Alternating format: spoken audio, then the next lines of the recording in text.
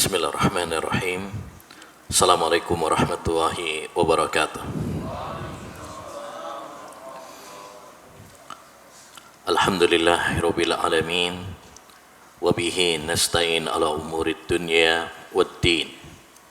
Wassalatu wassalamu ala asyrafil anbiya'i wal mursalin nabiyyina Muhammad wa ala alihi wa sahbihi ajma'in wa man ihtada bihudah wattaba' atharahu ila yaumiddin, amma ba'd. Rabbi israh li sadri wa yassir li amri wahlul 'uqdatam min lisani yafqahu qawli. Allahumma inna nas'aluka ilman nafi'a wa rizqan thayyiba wa amalan mutaqabbala. Ayyuhal ikhwah wal akhwat, kaum muslimin wal muslimat yang semoga senantiasa dirahmati dan diberkahi oleh Allah Subhanahu wa ta'ala. Alhamdulillah, kita bersyukur kepada Rabbuna Jalla wa Ala yang telah banyak mencurahkan nikmat-nikmatnya kepada kita semuanya. Salah satu nikmat Allah Subhanahu wa ta'ala di pagi ini, Allah gerakkan hati kita, Allah mudahkan langkah kita menuju salah satu rumah dari rumah-rumah Allah Subhanahu wa ta'ala, dan menuju salah satu taman dari taman-taman surga dunia untuk menunaikan ibadah, bahkan ibadah yang paling mulia, yaitu ibadah salat subuh secara berjamaah, berlanjut dengan majelis zikir, majelis ilm yang mudah-mudahan bisa menambah iman kita, menambah ilmu yang bermanfaat bagi kita sebagai bekal menghadap Allah Subhanahu wa ta'ala kelak. Nabi alaihi salatu wassalam bersabda, man ghada ilal masjid la yuridu illa an yata'allama khairan aw yu'allimahu illa kana lahu ajrun ka ajri hajin tamatin hajjatuh. Barang siapa yang pergi ke masjid tidak ada tujuan kecuali menimba ilmu agama atau mengajarkannya, kecuali dia akan mendapatkan pahala seperti pahala orang yang berangkat haji dengan sempurna. Dan Nabi SAW juga bersabda, man shallal ghadata fi jama'ah summa jalasa yadhkuru hatta tatlu asy-syams summa shalla rak'atain illa kana lahu ajrun ka ajri hajjatin wa umrah tammah. Barang siapa yang salat subuh secara berjamaah kemudian dia duduk berzikir kepada Allah Subhanahu wa ta'ala, ya, salah satu bentuk zikir ngaji ilmu agama. Makanya majelis ilmu disebut majelis zikir, karena dia mengingatkan kita kepada Allah Subhanahu wa ta'ala, mengingatkan kita kepada akhirat, mengingatkan kepada kita untuk semangat beribadah dan tidak terbuai dengan fatamorgana dunia. Barang siapa yang salat subuh secara berjamaah kemudian dia duduk berzikir kepada Allah Subhanahu wa ta'ala sampai terbit matahari, lalu setelah itu dia salat 2 rakaat, ini yang disebut dengan salat syuruk. Dan salat syuruk termasuk bagian dari salat duha. Awal waktu salat duha disebut dengan salat syuruk. Maka dia akan mendapatkan pahala seperti pahala haji dan umrah, sempurna dan sempurna. Mudah-mudahan majelis kita ini, ya, termasuk bagian dari hadis ini, yaitu, ya, mendapatkan pahala yang berlimpah seperti haji dan umrah, ya, menambah iman, menambah ilmu yang bermanfaat, menambah amal saleh, menambah perubahan kebaikan dalam hidup kita. Karena kita belajar ilmu agama tujuannya adalah agar semakin baik, agar semakin bertakwa kepada Allah Subhanahu wa ta'ala, agar semakin semangat beribadah, menjalankan perintahnya dan menjauhi larangannya. Kata Sufyan Ats-Tsauri rahimahullah, innama yutlabul ilmu liyuttaqallah. Ilmu itu dicari agar kita bertakwa kepada Allah Subhanahu wa ta'ala. Ayyuhal ikhwah wal akhwat, kaum muslimin wal muslimat yang semoga senantiasa dirahmati oleh Allah Subhanahu wa taala. Nikmat-nikmat Allah Subhanahu wa taala kepada kita banyak sekali. Kita tidak akan sanggup untuk menghitungnya. Sebagaimana kata Allah Subhanahu wa taala dalam surat Ibrahim ayat 34, wa in ta'uddu ni'matallahi la tuhsuha. Andaikan kalian menghitung nikmat-nikmat Allah, enggak bakalan kalian bisa menghitungnya. Ya, karena banyak sekali nikmat-nikmat Allah Subhanahu wa taala kepada kita. Di antara nikmat-nikmat Allah Subhanahu wa taala adalah perkembangan teknologi modern. Ya, baik itu berupa transportasi. Zaman Nabi belum ada mobil, sekarang ada mobil, ada pesawat, ada kereta. Zaman Nabi juga belum ada HP, belum ada laptop, ya, sekarang ada. Ini termasuk nikmat dari Allah Subhanahu wa taala yang Allah anugerahkan kepada kita, sekaligus sebagai ujian bagi kita.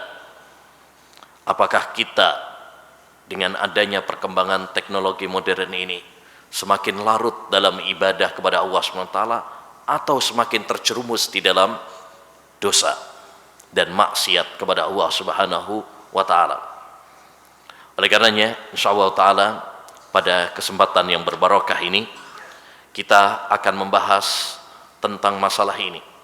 Masalah yang sangat penting pada zaman kita sekarang, yaitu adab-adab dan rambu-rambu Islam dalam bermedia sosial. Ikhwani wa akhwati fillah rahimani wa rahimakumullah.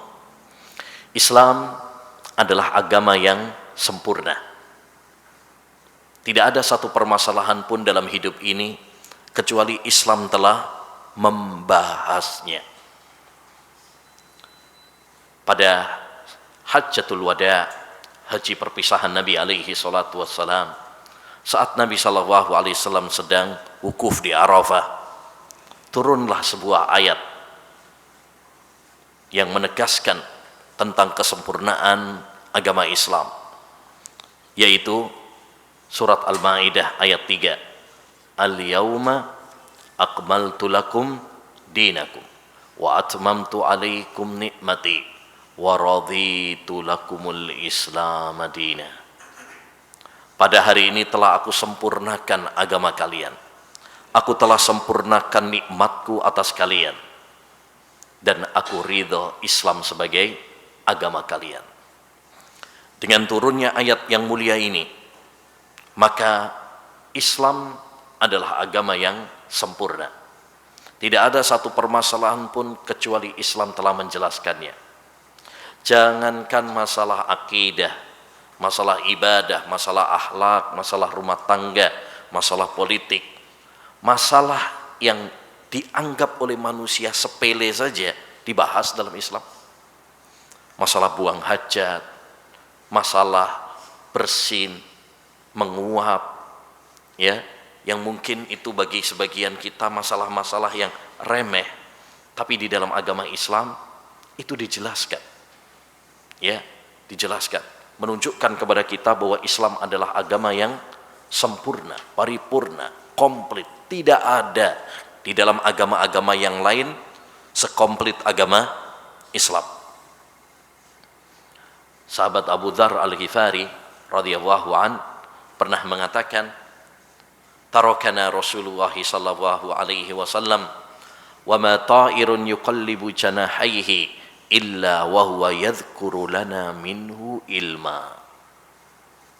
Rasulullah SAW wafat meninggalkan kami, dan tidak ada seekor burung pun yang mengepakkan sayapnya kecuali Rasulullah SAW telah menjelaskan ilmunya kepada kami. Artinya, ya, semuanya sudah dijelaskan sama Nabi Muhammad SAW. Tinggal kita sebagai seorang muslim, muslimah, apakah kita mau, ya, membuka lembaran-lembaran Al-Quran dan hadis-hadis Nabi Sallallahu Alaihi Wasallam, mempelajari kaidah-kaidah dalam masalah ini atau tidak? Sejatinya semua permasalahan, Bahkan masalah-masalah yang muncul pada zaman kita sekarang yang nggak ada di zaman Nabi SAW, semuanya sudah ada penjelasannya. Tinggal kita ya mau mempelajarinya atau tidak. Contoh misalkan banyak bermunculan masalah-masalah baru yang tidak ada di zaman Nabi SAW, baik itu berupa makanan atau benda atau penemuan modern.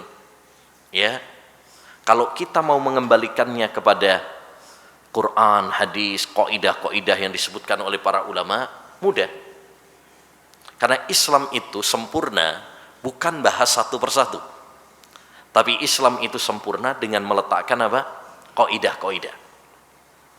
Ya, Islam itu sempurna dengan meletakkan apa? Kaidah-kaidah. Contoh misalkan masalah makanan.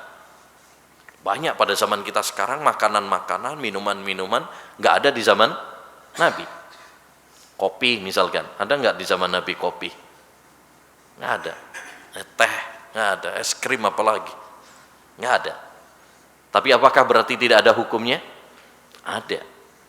Ya, kenapa? Karena para ulama telah meletakkan kaidah al-aslu fil at'imatil hil wal ya ibahah. Hukum asal masalah makanan, minuman adalah halal. Siapa yang mengharamkan maka dia dituntut untuk mendatangkan dalil. Ya. Oleh karenanya banyak penemuan-penemuan modern awalnya menjadi pro kontra, tapi setelah itu sejarah mencatat bahwa itu hanya sekedar kenangan saja. Contoh pertama kali muncul kopi, ada yang mengharamkan, ada yang menghalalkan, pro kontra. Tapi setelah itu, ya seolah-olah para ulama sepakat bahwasanya itu adalah boleh. Pertama kali muncul rokok, ada perbedaan. Sebagian ulama membolehkan, ya, sebagian membolehkan. Pertama kali muncul, tapi sekarang seolah semuanya sepakat bahwa itu adalah membahayakan. Bahkan dalam bungkus rokok sendiri ada tulisannya, rokok membunuhmu. Ya, pertama kali muncul radio, TV, Facebook. Masih ingat dulu awal-awal munculnya Facebook? Ya, terjadi pro kontra, rame. Bahkan ada yang sampai mengharamkan. Sekarang yang dulu mengharamkan pada punya Facebook. Ya, begitulah awal-awal munculnya suatu penemuan modern biasanya terjadi apa? Pro dan kontra. Ya, tapi kita harus kembali kepada kaidah-kaidah dalam masalah ini yang diletakkan oleh para ulama. Di antara kaidah yang disebutkan oleh para ulama, misalkan tadi, hukum asal urusan dunia adalah boleh sampai ada dalil yang melarang. Ini kaidah penting.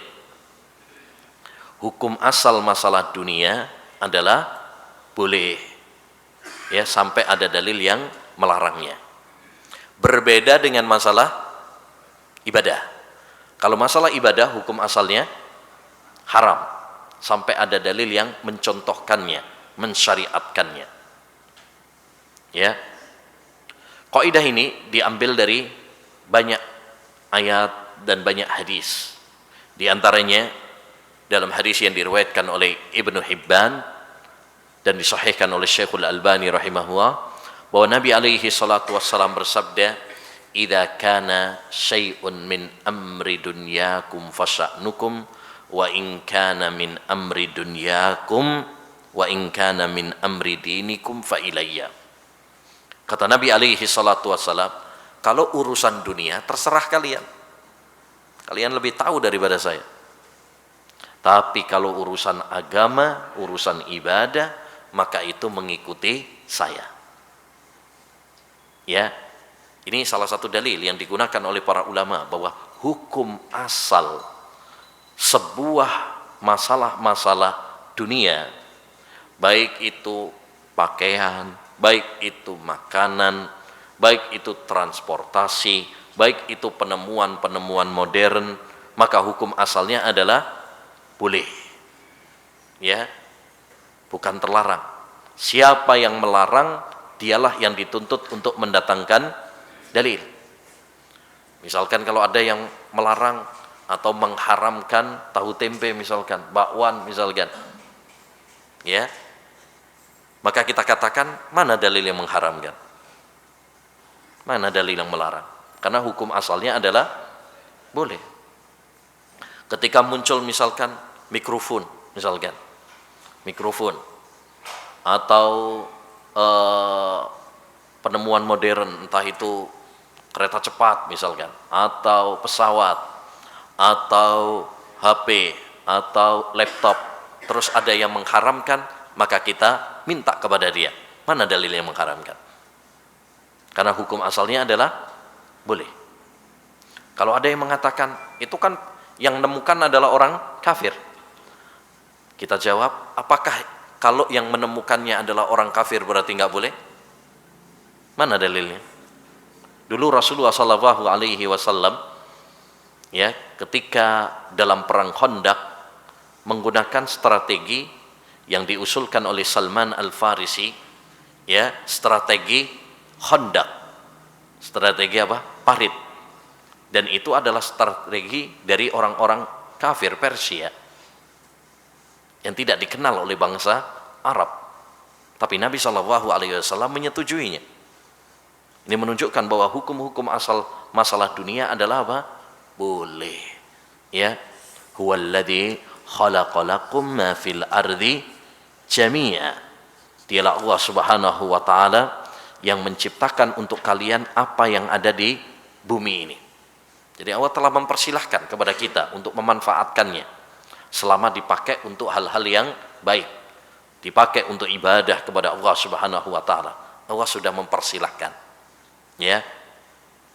Demikian juga kaidah yang disebutkan oleh para ulama bahwa agama itu dibangun di atas kemaslahatan. Bahkan agama ini, ayyuhal ikhwah, kaidah utamanya adalah jalbul masalih wa dar'ul mafasid, yaitu untuk mendapatkan, meraih kemaslahatan, kebaikan-kebaikan, dan untuk menghindari, mencegah kemungkaran-kemungkaran, madarat-madarat.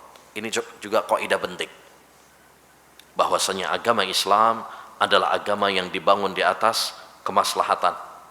Ad-dinu mabniyun 'alal masalihi fi jalbiha wad dar'il qabaihi. Ya, agama itu dibangun untuk dua hal, yaitu mendapatkan kemaslahatan di dunia dan di akhirat, demikian juga ya kemaslahatan ya di dunia maupun di akhirat. Demikian juga kaidah yang disebutkan oleh para ulama, yaitu kaidah al-wasail laha ahkamul maqasid. Sarana itu tergantung kepada tujuannya. Oleh karenanya penemuan-penemuan modern seperti ini, salah satunya adalah media sosial, tergantung kepada tujuan. Karena dia hanya sekedar alat, dia hanya sekedar sarana. Ya, ibaratkan seperti pisau bermata dua. Kalau dipakai untuk yang baik, maka tidak mengapa. Kalau dipakai untuk yang tidak baik, maka berdosa. Seperti pisau, kalau dipakai untuk bunuh, ya berarti dosa. Tapi kalau dipakai untuk masak, ya, kalau dipakai untuk motong sesuatu yang diperbolehkan, maka tidak mengapa. Tergantung kepada apa? Penggunaannya. Ini yang dimaksud dengan kaidah al-wasail laha ahkamul maqasid. Sarana itu tergantung kepada tujuannya. Dengan demikian dapat disimpulkan bahwa hukum asal, ya, teknologi-teknologi modern termasuk yaitu media sosial, hukum asalnya apa? Boleh, karena itu adalah masalah-masalah dunia. Dan hukum asal masalah dunia adalah boleh sampai ada dalil yang melarang. Siapa yang melarang, maka dialah yang dituntut untuk mendatangkan dalil. Dia yang dituntut mendatangkan dalil. Karena itu hanya sekedar sarana. Dan sarana tergantung kepada tujuannya. Oleh karenanya dalam masalah penemuan media sosial ini juga ya tergantung kepada penggunaannya. Karena dia bisa dipakai untuk yang baik, tapi juga bisa dipakai untuk yang tidak baik. Ya, maka tergantung kepada tujuannya. Baik. Berikutnya ayyuhal ikhwah yang perlu difahami juga bahwa dalam media sosial ini ada manfaat, ada juga madarat. Ya. Ada plus, ada minusnya juga. Jadi dia ibaratkan seperti pisau bermata dua. Dipakai yang baik ya baik, dipakai untuk yang tidak baik juga tidak baik. Manfaat media sosial misalkan kita bisa pakai untuk sebagai sarana dakwah. Sekarang kita bisa menyebarkan dakwah dengan mudah, dengan cepat, dengan luas lewat media sosial. Ya, kita sebarkan artikel-artikel yang bermanfaat. Kita sebarkan video-video yang bermanfaat, kajian-kajian. Kita sebarkan ilmu lewat media sosial. Ya, bahkan kita di rumah sambil nyantai, sambil ngopi, sambil rebahan, tapi bisa menyebarkan apa? Dakwah. Bahkan mungkin sampai pelosok dunia sekalipun. Ya, kita bisa dengan menggunakan media sosial ini. Ini luar biasa. Makanya kita harus gunakan betul media sosial sekarang ini untuk menyebarkan kebaikan. Siapa tahu ya, satu artikel, satu ayat, satu hadis ya yang kita sebarkan, di sana ada beberapa orang yang kemudian mendapatkan hidayah. Nabi sallallahu alaihi wasallam pernah mengatakan, la ayyahdiyallahu bika rajulan wahidan khairun laka min khumrin na'am. Ya, kata Nabi alaihi salatu wassalam, Allah Subhanahu wa taala memberikan hidayah kepada seseorang satu saja. Ya, lewat dirimu, dengan sebab dirimu. Kemudian ya dia mendapatkan hidayah, maka itu jauh lebih baik daripada unta-unta merah. Ini. Yang kedua juga, di antara manfaatnya juga, ini adalah wadah silaturahmi. Ya, dengan adanya sosial media, kita bisa bersilaturahmi. Ya, kita bisa berkomunikasi yang dahulunya susah, mau berkomunikasi dengan keluarga tatkala kita bepergian, tatkala kita jauh, sekarang mudah. Ya, jadi walaupun kita pergi jauh, apalagi sekarang bisa video call malah, ya gampang. Ya, demikian juga memperbanyak teman, kenalan. Ini juga salah satu manfaat dari apa? Dari adanya media sosial. Demikian juga di antara manfaat dari adanya media sosial, kita bisa apa? Belajar. Sekarang banyak, ya, belajar jarak jauh, online. Program-program yang dibuat oleh para ustadz, ya, dibuat oleh beberapa lembaga secara online, ya, menyebarkan ilmu, belajar. Jadi nggak harus di masjid, nggak harus di kelas, ya. Bahkan kita di rumah pun sekarang apa? Bisa. Semua ini adalah salah satu manfaat-manfaat adanya apa? Media sosial. Tapi sisi yang lain yang tidak boleh kita lupakan, bahwa sosial media juga banyak mengandung keburukan, banyak madharat. Ya, diantaranya yang pertama bisa merusak akidah. Banyak tontonan-tontonan, banyak video-video ya di YouTube itu banyak yang syubhat. Orang liberal masuk, orang Syiah masuk, orang ya sesat dan menyesatkan juga tampil di sana. Sedangkan hati kita lemah. Betapa banyak orang menjadi sesat karena ya terfitnah syubhat yang ada di media sosial, atau membaca artikel-artikel yang menyimpang. Ini salah satu madharatnya. Di antara madharatnya juga banyak melalaikan kita dari ibadah. Betapa banyak orang yang masbuk gara-gara sibuk Facebook. Betapa banyak ya media sosial menghalangi kita dari ibadah kepada Allah Subhanahu wa taala. Banyak orang tidak bisa mengatur waktu, sehingga sibuk dengan media sosialnya, sibuk dengan apa yang dia tonton di HP-nya, lupa ibadah kepada Allah Subhanahu wa taala. Yang ketiga juga wadah maksiat. Betapa banyak orang terjerumus di dalam maksiat gara-gara media sosial. Tontonan-tontonan, gambar-gambar yang ada di media sosial ya membuat kita terjerumus di dalam dosa. Begitu juga ya banyak hubungan-hubungan yang haram, ya pacaran, perselingkuhan dengan adanya media sosial. Ya, jadi kita harus mengakui juga bahwa di samping ada manfaatnya, tapi juga banyak madharatnya. Ya, banyak madharatnya. Oleh karenanya, seperti yang tadi sudah kita sampaikan, bahwasanya ya media ini hanya sekedar apa? Atau sosial media ini hanya sekedar sarana. Ya, seperti pisau bermata dua. Dipakai baik ya baik, dipakai buruk ya buruk. Tergantung penggunaannya. Makanya ada buku judulnya menarik. Apa? Facebook. Sebelah surga, sebelah neraka. Sebelah surga, sebelah neraka. Maksudnya, kalau dipakai yang baik bisa mengantarkan kita menuju surga.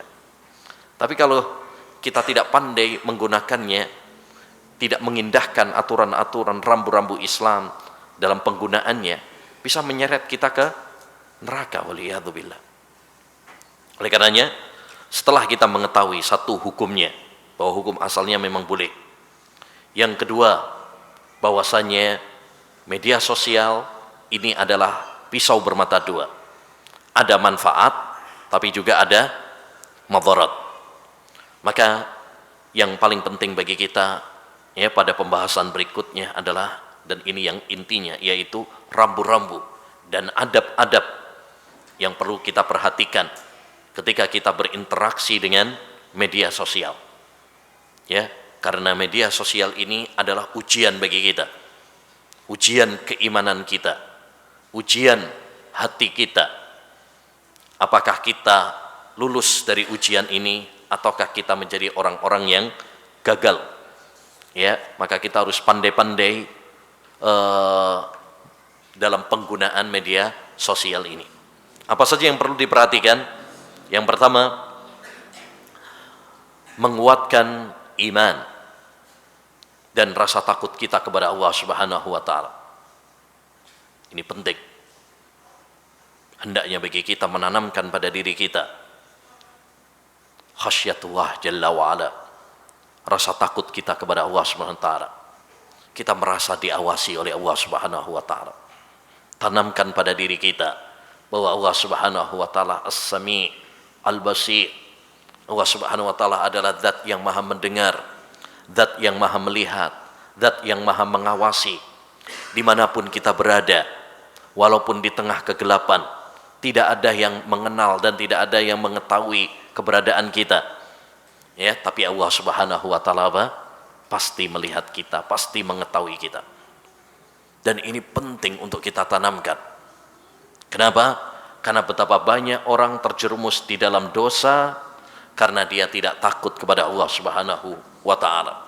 Terutama saat kita sedang sendirian. Tanamkan rasa takut kepada Allah Subhanahu wa taala. Ya, karena pada zaman kita sekarang kita dimudahkan untuk melakukan apa? Maksiat, dosa dengan adanya media sosial ini. Mungkin orang dulu melakukan maksiat agak susah, tapi sekarang mudah sekali. Di kamar tinggal buka ini, buka itu, gampang sekali melakukan apa? Dosa. Kalau bukan karena keimanan, kalau bukan karena rasa takut kepada Allah Subhanahu wa taala, kalau bukan karena muraqabah, merasa diawasi oleh Allah Subhanahu wa taala, maka kita akan masuk di dalam kubang kemaksiatan dan dosa. Allah Subhanahu wa taala berfirman di dalam Al-Qur'an surat Al-Maidah ayat 94. Ya ayyuhalladzina amanu la yabluwannakumullahu bisyai'in minas saydi tanaluhu aydikum wa rimahukum liya'lamallahu man yakhafuhu bil ghaib. Wahai orang-orang yang beriman, Allah Subhanahu wa taala akan menguji kalian dengan buruan, ya, yang bisa ditangkap oleh tangan kalian dan senjata-senjata kalian. Jadi maksudnya dulu Nabi dan para sahabat itu sebelum ihram cari hewan buruan itu susah, nggak ada yang nongol hewannya. Begitu sudah ihram, ihram itu artinya niat masuk dalam manasik haji dan umrah. Begitu sudah ihram, dan salah satu larangan ihram adalah apa? Berburu. Begitu sudah ihram malah nongol semuanya.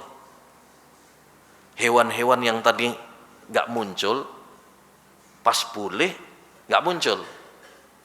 Pas sekarang sudah terlarang, baru ada muncul. Bahkan dipegang pakai tangan pun bisa. Lalu lalang, ya, dimudahkan untuk berburu.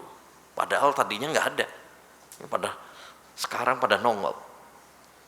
Kenapa dimudahkan seperti itu? Kata Allah selanjutnya, liya'lamallahu may yakhafuhu bil ghaib.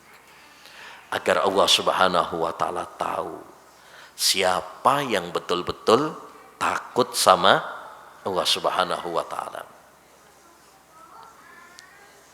Ini tujuannya. Agar Allah Subhanahu wa taala tahu siapa yang betul-betul takut kepada Allah Subhanahu wa taala. Maka ini ayyuhal ikhwah rahimani wa rahimakumullah penting sekali. Ya, apabila Allah Subhanahu wa taala memudahkan kita untuk melakukan maksiat, untuk melakukan dosa, maka ingat bahwa itu adalah ujian dari Allah Subhanahu wa taala kepada kita. Jadi ketika kita dimudahkan untuk melakukan maksiat, itu bukan berarti Allah Subhanahu wa taala apa? Ya, meridhoi kita, menyetujui kita, mengizinkan kita, tidak.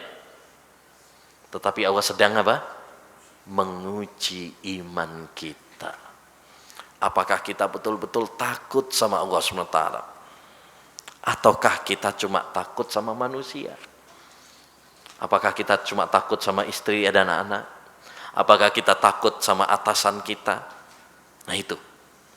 Ataukah kita betul-betul takut sama Allah Subhanahu wa taala sehingga dimanapun berada kita merasa diawasi sama Allah Azza wa Jalla.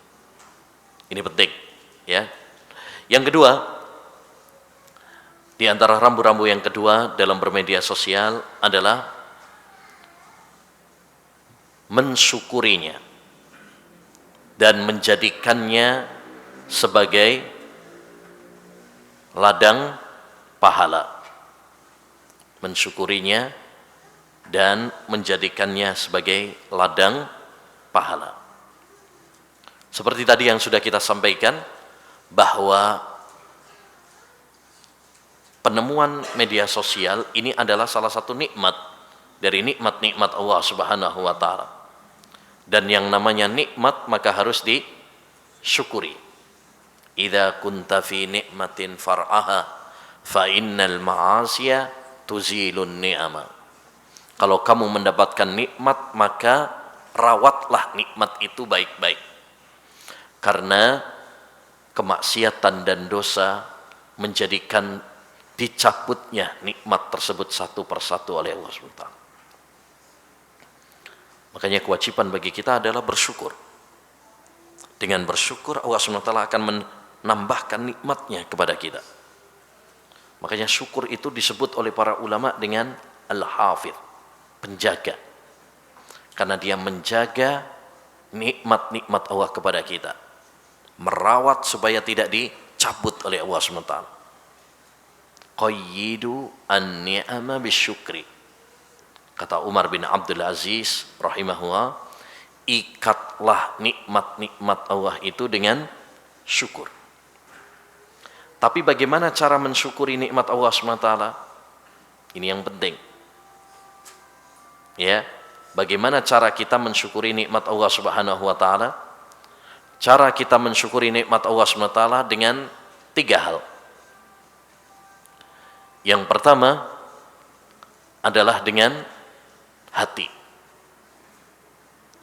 Dengan meyakini bahwa semua nikmat semata-mata datangnya dari Allah Subhanahu wa taala. Ya, wa ma bikum min nikmatin faminallah. Tidak ada satu nikmat pun yang kalian peroleh kecuali itu dari Allah saja. Yang kedua, syukur dengan lisan. Dengan mengucapkan alhamdulillah, memuji Allah Subhanahu wa taala. Dan yang ketiga, ini yang paling penting. Syukur dengan anggota badan. Dengan cara menggunakan nikmat yang telah Allah SWT berikan kepada kita dalam rangka untuk mendekatkan diri kita kepada Allah. Kita gunakan untuk ibadah kepada Allah SWT. Kita gunakan untuk sebagai ladang pahala. Oleh karenanya, adanya media-media sosial seperti ini harus kita gunakan untuk kebaikan. Jangan sampai malah menjadikan kita semakin jauh dari Allah Subhanahu wa taala. Jangan sampai menjadikan kita malah larut di dalam jerat-jerat setan. Ya, dahulu dikatakan oleh para ulama, di antaranya Al-Imam Abu Hazim rahimahullahu taala, kullu nikmatin la tuqarribu ila Allah fahiya niqmah. Setiap nikmat yang tidak menjadikan dirimu semakin dekat kepada Allah Subhanahu wa taala, maka itu adalah petaka, bencana. Ya. Jadi jadikan alat-alat media sosial ini sebagai ladang pahala kita. Kita gunakan untuk menuntut ilmu, kita gunakan untuk silaturahmi, kita gunakan untuk menyebarkan dakwah, kita sebarkan untuk menyebarkan informasi-informasi yang bermanfaat dengan niat, siapa tahu dengan kita sebarkan tersebut ada orang yang mendapatkan hidayah, ada orang yang terketuk hatinya untuk melakukan kebaikan dengan sebab kita, sehingga kita pun meraih kebaikan di dunia dan di akhirat. Jangan sampai adanya media sosial malah menjadikan kita lalai dari ibadah kepada Allah Subhanahu wa taala. Malah menjadikan kita jauh dari Allah Azza wa Jalla. Kalau itu yang terjadi pada diri kita, maka berarti media sosial sudah berubah menjadi petaka dan bencana bagi seorang hamba. Yang ketiga, di antara rambu-rambu dan adab dalam bermedia sosial ayyuhal ikhwah adalah tatsabbut, selektif dalam berita, berhati-hati dalam menyebarkannya. Dan ini adab yang sangat penting yang diajarkan oleh Allah Subhanahu wa taala dan harus kita perhatikan baik-baik di tengah gempuran berita-berita yang banyak beredar di media sosial. Allah Subhanahu wa taala berfirman dalam surat Al-Hujurat ayat 6. Ya ayyuhalladzina amanu, wahai orang-orang yang beriman. Dan sebuah ayat, ini faedah. Sebuah ayat jika dimulai oleh Allah Subhanahu wa taala dengan panggilan wahai orang-orang yang beriman, maka ayat tersebut adalah ayat yang penting untuk diperhatikan. Kata sahabat Abdullah bin Mas'ud, "Idza sami'ta Allah yaqul, ya ayyuhalladzina amanu fa'ar'iha sam'ak." Wahai orang-orang yang beriman, apabila kalian mendengar Allah Subhanahu wa taala berfirman di dalam Al-Qur'an, wahai orang-orang yang beriman, pasang telingamu baik-baik. Karena itu ayat yang penting yang merupakan konsekuensi keimanan kita.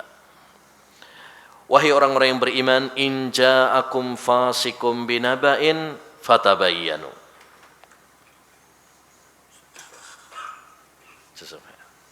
Wahai orang-orang yang beriman, apabila datang kepada kalian orang yang fasik membawa berita, maka periksalah dengan teliti, tasabbutlah, selektiflah. Sebab tidak semua berita yang kita dengar, tidak semua berita yang kita baca itu benar, sahih. Ya, betapa sering berita yang kita baca, betapa sering berita yang kita dengar ternyata hoax. Ya, ternyata tidak benar. Ternyata tidak sesuai dengan fakta. Oleh karenanya kita harus betul-betul apa? Teliti. Tidak boleh tergesa-gesa menyebarkan berita yang belum tentu benar, belum tentu bisa dipertanggungjawabkan. Ya, ini penting. Nabi SAW mengatakan, ya, kata Nabi alaihi salatu wassalam, ya, kafa bil mar'i isman an yuhaddisa bikulli ma sami. Cukuplah seorang itu dianggap berdusta jika dia menceritakan apapun yang dia dengar. Dengar ini langsung disebar, langsung disebarkan. Baca ini langsung disebarkan. Dia nggak selektif, dia nggak hati-hati. Ya, ini disebut oleh Nabi sebagai apa? Kedustaan. Oleh karenanya kita harus hati-hati, teliti dalam sebuah berita. Ya, ketika kita mendapatkan sebuah berita, maka pertama, pastikan dulu beritanya apa? Benar. Sebelum kita sebarkan, pastikan dulu berita ini benar apa tidak. Ya, jangan sampai setelah kita sebarkan, ternyata kita di-prank, ternyata hoax, ternyata tidak benar, padahal sudah kita sebarkan. Nah ini, jangan sampai kita menyesal di kemudian hari. Yang kedua, setelah kita pastikan bahwasanya ternyata beritanya benar, apakah langsung kemudian kita sebarkan juga? Tidak. Ya, walaupun berita tersebut benar, kita jangan gegabah menyebarkan juga. Harus dipertimbangkan lagi. Apa yang perlu kita pertimbangkan? Apa manfaat, apa dampak ketika saya menyebarkan berita ini? Manfaatnya apa? Dampaknya apa? Apakah membawa dampak yang positif, baik, maslahat, dunia akhirat? Ataukah kalau saya sebarkan ini justru malah menimbulkan madharat? Itu harus dipertimbangkan juga. Tidak semua berita yang baik kita sebarkan. Ya, kita harus menjadi orang-orang yang cerdas, yang memikirkan jangka panjang dampaknya. Ya, tidak boleh gegabah. La takunu ujula. Kata Ali bin Abi Thalib, jangan kalian menjadi orang-orang yang tergesa-gesa. Al-ajalatu minasyaitan, karena tergesa-gesa itu dari setan. Kita harus tenang, hati-hati, berpikir. Jadi sebelum menyebarkan ini dipikir dulu, ini benar apa tidak, satu. Yang kedua, ini kalau saya sebarkan, ya, apakah dampaknya adalah membawa kebaikan atau justru malah menimbulkan madharat dan kerusakan? Harus dipertimbangkan matang-matang. Taib. Jadi itu ayolah ikhwah, sangat penting sekali, karena pada zaman kita sekarang banyak orang tidak memperhatikan hal ini. Pokoknya nemu berita langsung share, disebarkan. Ya, tahu-tahu ternyata hoax. Ya, kita sebarkan, nggak taunya ternyata bohong. Oleh karenanya kita harus hati-hati, tidak boleh gegabah. Ya, tidak boleh gegabah. Yang keempat, di antara rambu-rambu dan adab-adab dalam bermedia sosial adalah hendaknya menutupi aib atau kesalahan saudara kita. Ini juga salah satu adab yang banyak diterjang dalam dunia media sosial. Seringkali ketika seorang itu mendapati kesalahan saudaranya, langsung disebarkan. Ya. Padahal Nabi SAW pernah bersabda, "Man satara musliman satarahu Allahu fid dunya wal akhirah." Siapa yang menutupi aib seorang muslim, maka Allah Subhanahu wa taala akan menutupi aibnya di dunia dan kelak di akhirat. Hadis ini menunjukkan kepada kita anjuran agar kita apa? Agar kita menutupi aib saudara kita. Ingat, kita juga punya aib, bahkan banyak. Jangan sampai kita sibuk dengan aib orang lain, lupa dengan aib kita sendiri. Makanya kata sahabat Anas bin Malik, "Idza aradta an tadhkura aiba ahik fadhkur aiba nafsik." Kalau kamu ingin menyebut, membongkar, menyebarkan aib saudaramu, maka ingatlah aibmu sendiri dulu. Dan ingat sebuah kaidah yang disebutkan oleh para ulama, al-jaza'u min jinsil amal. Balasan itu tergantung kepada amal perbuatan. Kalau kita suka menyebarkan aib saudara kita, maka kita pun nanti akan dibongkar aibnya. Kalau kita menutupi aib saudara kita, maka insya Allah, ya, maka saudara-saudara kita pun akan menutupi aib kita. Karena al-jaza' min jinsil amal. Balasan itu tergantung kepada amal perbuatan. Jadi ini penting sekali. Hendaknya bagi kita untuk menutupi aib saudara kita. Jangan ya jadikan media sosial kita isinya membahas tentang aib orang. Ya, bukan bahas ilmu, bukan bahas dakwah, ya, kebaikan, tapi isinya cuma jelek-jelekkan orang. Ya, membongkar aib orang. Ya, hindari hal-hal seperti ini. Jauhkan diri kita dari hal-hal seperti ini, karena pertanggungjawabannya sangat besar kelak di hadapan Allah Subhanahu wa taala. Jadilah hamba-hamba Allah Subhanahu wa taala, nol kezaliman.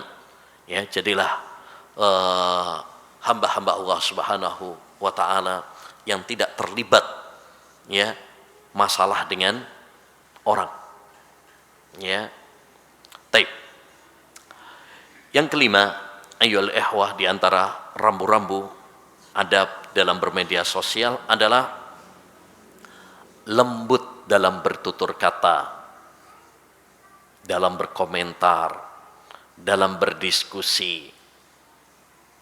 Dia memilih kata-kata yang baik. Ini juga penting untuk kita perhatikan.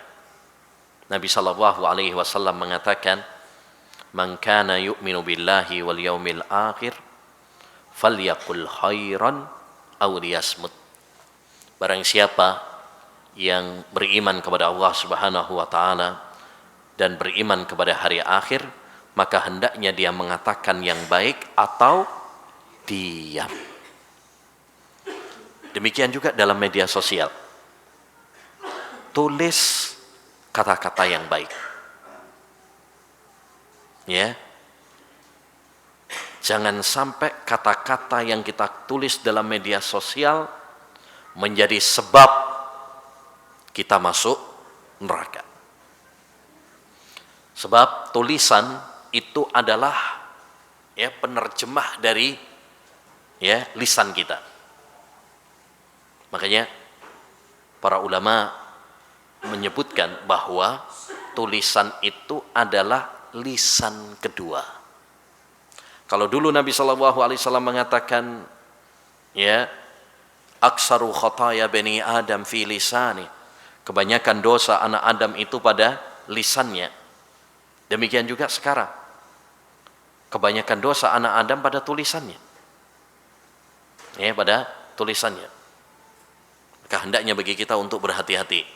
Pilih kata-kata yang baik. Hindari kata-kata yang kasar. Kata-kata yang jorok. Biasanya banyak orang umpatan-umpatan ya.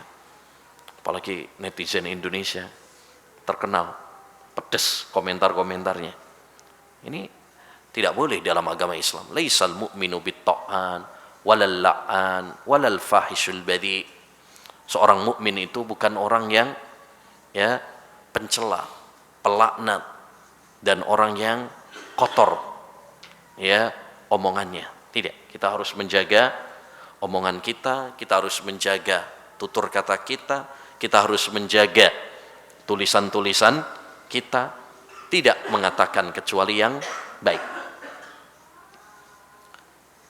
Kata Nabi alaihi salatu wassalam, masalul mu'min masalun nahlah. Perumpamaan seorang mukmin itu seperti madu, seperti lebah. Lebah itu apa? Tidak makan kecuali yang baik dan tidak mengeluarkan kecuali yang baik. Ya, apa yang dia keluarkan? Madu. Begitulah seorang mukmin, tidak mengeluarkan kata-kata kecuali yang baik. Maka ini penting diperhatikan, ya, hindari komentar-komentar, hindari tulisan-tulisan yang menyakitkan, ya, kata-kata yang kotor, kata-kata yang jorok, ya, karena semuanya akan dimintai pertanggungjawaban di hadapan Allah Subhanahu wa taala. Walaupun kita memakai nama samaran. Anonim, ya, pakai nama samaran. Orang juga nggak ada yang kenal saya. Walaupun orang nggak ada yang kenal kita, kita pakai nama samaran, ya, ingatlah Allah Subhanahu wa taala mengenal kita, tahu siapa yang menulis, siapa yang berkomentar, semuanya akan ada totalannya, semuanya akan ada pertanggungjawabannya di hadapan Allah Subhanahu wa taala. Faman ya'mal misqala dzarratin khairan yarah wa man ya'mal misqala dzarratin syarran yarah. Barang siapa yang mengatakan, ya, melakukan kebaikan, maka dia akan melihat balasannya. Dan siapa yang melakukan keburukan sekecil apapun itu, maka dia akan mendapatkan apa? Ya, balasannya. Jadi ini yang harus kita tanamkan, ya, pada diri kita, sehingga kita berhati-hati di dalam apa? Berbicara, berhati-hati dalam mengeluarkan kata-kata. Demikian juga dalam tulisan.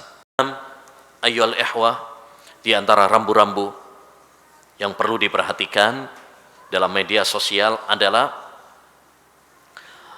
menjaga hubungan dalam berinteraksi dengan lawan jenis. Dalam dunia media sosial ini, ya, tidak ada jarak antara laki dengan perempuan. Betapa banyak hubungan retak gara-gara media sosial. Betapa banyak, naudzubillah, ya, perselingkuhan, perzinaan, awalnya adalah hubungan lewat media sosial. Oleh karenanya hendaknya bagi kita untuk berhati-hati, karena fitnah wanita adalah fitnah yang sangat dahsyat. Nabi sallallahu alaihi wasallam mengatakan, "Ma taraktu fitnatan adarra ala ummati min fitnatin nisa'i ala rijal." Tidaklah aku meninggalkan sebuah fitnah yang lebih dahsyat bagi kaum laki-laki daripada fitnah wanita. Bahkan di dalam Al-Quran, fitnah wanita lebih dahsyat daripada fitnah setan. Allah Subhanahu wa taala berfirman tentang setan, "Inna kaidas syaitani kana dha'ifa." Tipu daya setan itu lemah. Tapi Allah berfirman tentang tipu daya wanita, "Inna kaidakunna adzim." Sesungguhnya tipu daya kalian, wahai para wanita, sangat dahsyat. Maka hendaknya bagi kita untuk bertakwa kepada Allah Subhanahu wa taala. berhati-hati ya dalam hubungan dengan lawan jenis ya, karena ini bisa menjadi fitnah dan bisa menjadi jembatan menuju perbuatan zina, perbuatan yang dilarang oleh Allah Subhanahu wa taala. Ya, Allah Subhanahu wa taala berfirman tentang zina, wala taqrabuz zina innahu kana fahisyatan wa sa'a sabila. Jangan kalian mendekati zina. Allah enggak mengatakan jangan berzina, tapi jangan mendekati. Artinya segala sarana yang bisa mengantarkan kita kepada perbuatan zina maka hindari. Taib. Yang terakhir, ayyuhal ikhwah rahimani wa rahimakumullah, di antara adab atau rambu-rambu ya dalam bermedia sosial yang ketujuh adalah mengatur waktu dengan baik. Waktu adalah nyawa kita. Waktu adalah kehidupan kita. Waktu akan ditanya oleh Allah Subhanahu wa taala untuk apa kita menghabiskannya. Kata Nabi alaihi salatu wassalam, la tazulu qadama abdin hatta yus'ala an arba. Tidak akan bergeser dua kaki hamba besok pada hari kiamat sampai ditanya tentang 4 hal. Salah satunya apa? An umrihi fima afna. Umurnya untuk apa dia menghabiskannya. Wa an syababihi fima ablah. Masa mudanya untuk apa dia menghabiskannya. Jadi umur kita, masa muda kita, semuanya akan ditanya oleh Allah Subhanahu wa taala. Jangan sampai kita menghabiskan waktu kita dengan media sosial berjam-jam hanya untuk hal-hal yang tidak ada manfaatnya. Ya, bahkan mungkin berjam-jam kita habiskan untuk dosa. Kalau Nabi SAW mengatakan min husni islamil mar'i tarkuhu ma la ya'ni, termasuk kebaikan Islam seorang adalah meninggalkan hal-hal yang tidak ada manfaatnya. Itu yang tidak ada manfaatnya. Apalagi yang ya dosa, yang haram. Maka hendaknya bagi kita ayyuhal ikhwah untuk pandai-pandai mengatur waktu. Ya, tinggalkan hal-hal yang tidak ada manfaatnya. Sebagian orang banyak menghabiskan dengan tontonan-tontonan yang tidak ada manfaatnya. Ya, dengan permainan-permainan yang tidak ada manfaatnya. Bahkan sampai kecanduan. Ada yang bahkan kadang-kadang udah ngaji juga masih kecanduan game. Ya, nah maka hendaknya bagi kita untuk meninggalkan hal-hal yang tidak ada manfaatnya. Sibukkan diri kita dengan hal-hal yang bermanfaat. Sibukkan dengan ibadah, sibukkan dengan ngaji ilmu agama, sibukkan dengan kerja atau kegiatan-kegiatan yang positif, yang bermanfaat untuk dunia ataupun akhirat. Tapi yang terakhir, jauhi debat kusir. Ya, jauhi debat kusir. Dalam dunia media sosial seringkali terjadi apa? Debat-debat kusir. Ya, saling mencela, saling bermusuhan, saling menyerang antara satu dengan yang lain. Ya, debat-debat kadang-kadang debatnya nggak ada manfaatnya juga debatnya. Ya, debat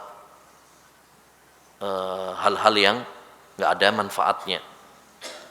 Mana lebih dulu, ayam dulu apa telur dulu? Ya, apa manfaatnya? Apalagi debat tentang person orang, ya individu orang, habiskan saling menyerang. Yang ini muji, membela, yang ini mencela. Ya, hendaknya bagi kita ayyuhal ikhwah untuk meninggalkan debat kusir yang tidak ada manfaatnya, yang hanya mengeraskan hati kita, yang hanya ya mengeraskan hati kita, yang menjadikan kita bermusuhan antara satu dengan yang lain. Ya, Nabi sallallahu alaihi wasallam bersabda, "Ana zaimun bi baitin fi rabadil jannah liman tarakal mira wa in kana muhiqqa." Saya menjamin istana rumah di surga bagi orang yang meninggalkan debat walaupun dia benar. Jadi kalau memang ini orang yang kita ajak diskusi ya ngeyel, tidak menerima kebenaran, tidak menginginkan kebenaran, tinggalkan. Gak ada manfaatnya. Buang-buang waktu, buang-buang tenaga. Makanya benar kata sebagian orang, ya, debat di media sosial ibaratkan nguras air laut. Habisin tenaga, habisin waktu, nggak ada manfaatnya. Ya, malah bikin hati kita ya keras, bikin kita saling bermusuhan, jengkel, sesak dada dan lain sebagainya. Oleh karenanya hendaknya bagi kita meninggalkan debat-debat yang tidak ada manfaatnya, debat-debat kusir. Sibukkan dengan hal-hal yang bermanfaat.